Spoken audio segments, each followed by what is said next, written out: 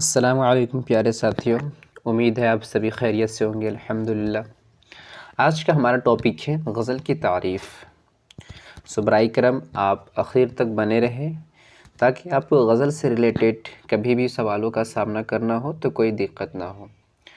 اور میں سب سے پہلے آپ سبھی کو اپنے یوٹیوب چینل پہ ویلکم کرتا ہوں، ایم ایس اسٹڈی ہب پہ۔ اور آج ہم دیکھیں گے غزل کی تعریف، اور غزل کی تعریف پہ ہمارا 3 ٹاپک ہے، اس میں ہم یہ بھی دیکھیں گے۔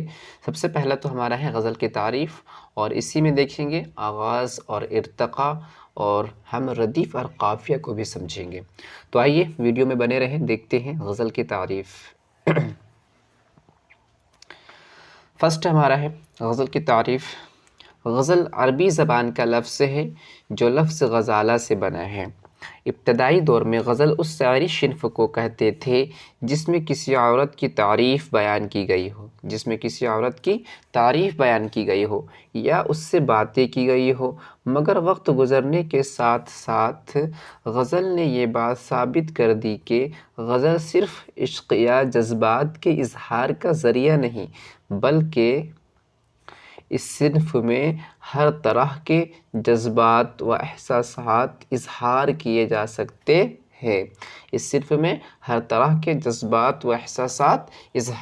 سکتے ہیں۔ غزل دنیا کے کسی بھی موضوع پر لکھی جا سکتی ہے۔ غزل کے تمام اشعار ایک ہی وزن اور ایک ہی بحر میں لکھے جاتے ہیں۔ غزل کے سب سے بڑی خوبی یہ ہے کہ غزل کا ہر شعر معنی اعتبار سے جدا ہے، اور غزل کا پہلا شعر مطلع کہلاتا ہے۔ غزل کا پہلا شعر کیا کہلاتا ہے؟ مطلع کہلاتا ہے۔ اس کے دونوں مصرعے ہم قافیہ اور ردیف ہوتے ہیں۔ مثال سمجھے، مثال دیکھیے کہ دل ناداں تجھے ہوا کیا ہے، آخر اس درد کی دوا کیا ہے۔ دل ناداں تجھے ہوا کیا ہے، آخر اس درد کی دوا کیا ہے۔ تو اس شعر میں ہوا اور دوا، یہ دیکھیے ہوا اور دوا، اس شعر میں ہوا اور دوا ہم قافیہ ہے۔ کیا ہے؟ ہم قافیہ ہے۔ اور یہ کیا ہے اور کیا ہے، یہ ہمارا کیا ہو گیا؟ یہ ہمارا ردیف ہو گیا۔ اب دیکھتے ہیں آگے کہ غزل کی سب سے بڑی خوبی یہ بھی ہے کہ مختلف خیالات کا اظہار ایک ہی صنف میں کر گزرتا ہے۔ غزل میں کم از کم 5 اشعاروں کا ہونا لازم ہے۔ زیادہ کی کوئی قید نہیں۔ غزل کا آخری شعر جس میں شاعر اپنا تخلص پیش کرتا ہے وہ کیا کہلاتا ہے؟ مقطع کہلاتا ہے۔ کیا کہلاتا ہے؟ مقطع کہلاتا ہے۔ مثال دیکھیں، میں نے مانا کہ کچھ نہیں غالب، مفت ہاتھ آئے تو برا کیا۔ مرزا غالب نے اپنے شعر کے آخری مصرعے میں اپنا نام یعنی کہ تخلص پیش کیا۔ اسی کو غزل کا جو آخری شعر ہوتا ہے اسی کو کیا کہا جاتا ہے؟ مقطع کہا جاتا ہے۔ اب دیکھیے اردو غزل کے ارتقاء۔ میں ہم سب سے پہلے دیکھیں گے امیر خسرو کے بارے میں، اس کے بعد ہے قلی قطب شاہ، پھر ہے ولی دکنی، میر تقی میر اور مرزا غالب۔ تو سب سے پہلے ہمارا ہے امیر خسرو۔ امیر خسرو کے بارے میں جانیں گے کہ اردو غزل کے سب سے بڑے شاعر امیر خسرو کو مانا جاتا ہے۔ امیر خسرو ہندوستان کے ایسے شاعر ہیں جن کا کلام عربی، فارسی، ہندی اور مختلف زبانوں میں موجود ہے۔ ہندی والے بھی امیر خسرو کو بڑے عظیم شاعر مانتے ہیں۔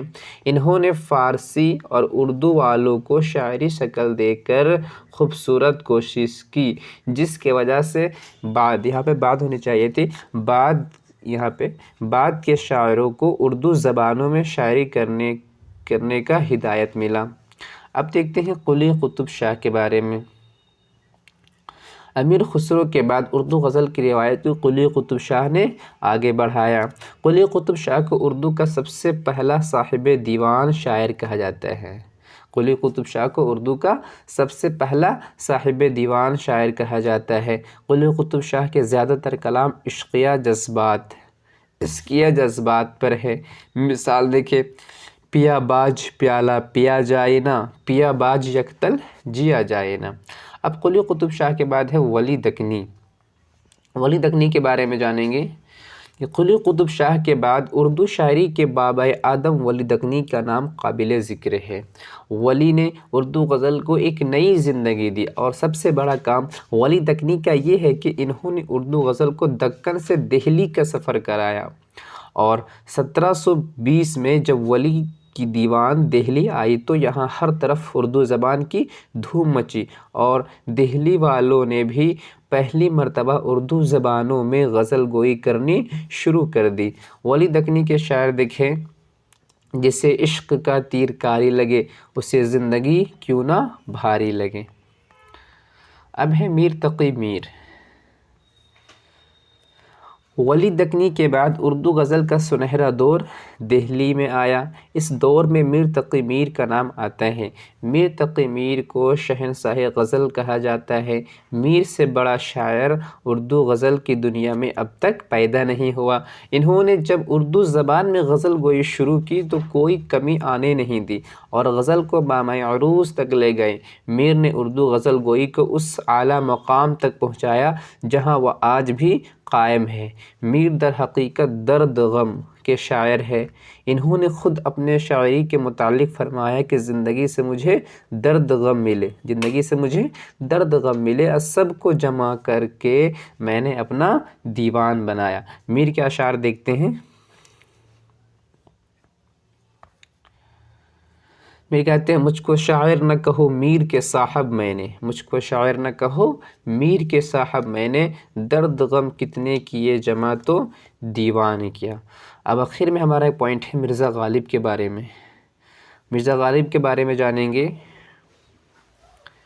کہ میر تقی میر کے بعد اردو غزل کا سنہرا دور آیا، دوسرا سنہرا دور آیا، جس میں غالب، مومن خواہ مومن، ذوق جیسے بڑے عظیم شاعر پیدا ہوئے۔ غالب کے شعر آج بھی تازہ گلاب کے مانند کھلے نظر آتے ہیں۔ غالب کے اشعار دیکھتے ہیں کہ خط لکھتے گئے گرچہ مطلب کچھ نہ ہو، خط لکھتے گئے گرچہ مطلب کچھ نہ ہو، ہم تو عاشق ہیں تمہارے نام کے۔